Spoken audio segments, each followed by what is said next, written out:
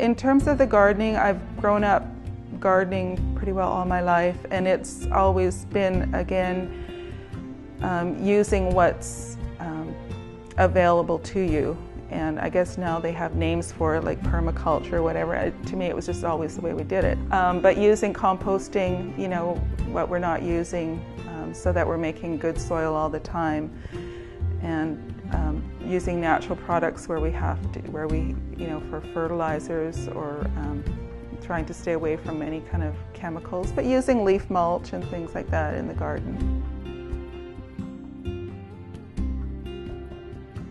For me, the herbology part of it is, a lot of it is the plants themselves, and I know people come here wanting to know more about it, and that's an area that having the display gardens allows us to illustrate a lot of that history and knowledge in a way that captivates people, or captures their imagination. It draws them in, and I feel that the garden itself is the heart and soul of this place.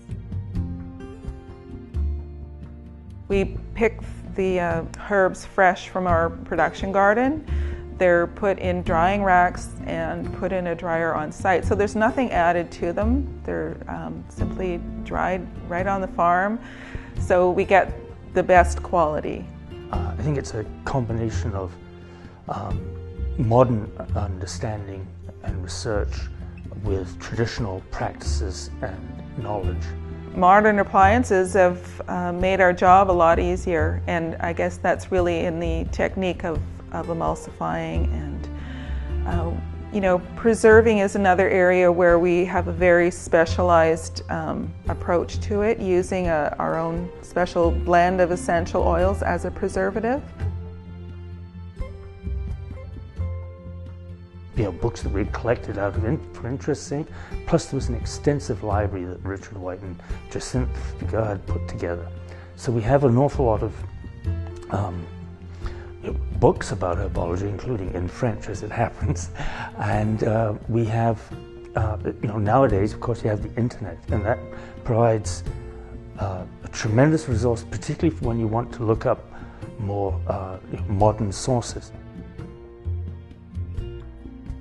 Everything is done here. It's done in small batches. So on any day when the weather is nice, when we have fresh fruit, we're making jellies, we're gathering herbs and then making infusions to put into jellies, or making different syrups.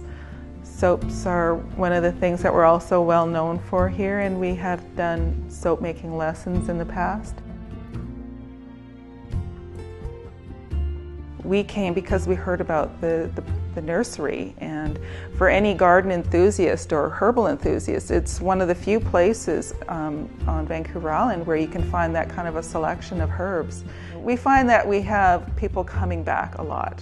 They find a particular thing that works for them, and they'll come back year after year.